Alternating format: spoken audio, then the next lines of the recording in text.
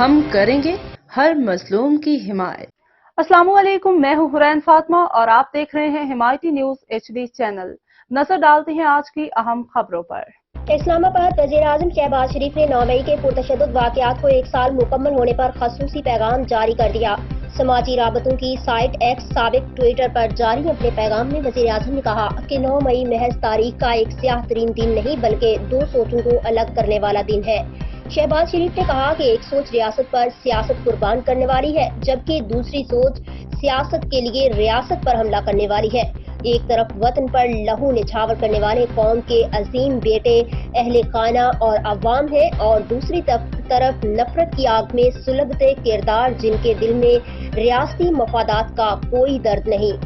انہوں نے کہا کہ ایسے کرداروں کی آنکھ میں قومی یادگاروں اور آئین و قانون کے لیے کوئی عزت و شرافت نہیں۔ سال گزر گیا لیکن قوم اور پاکستان اپنے مجرموں کو نہ بھولے ہیں اور نہ بھولیں گے۔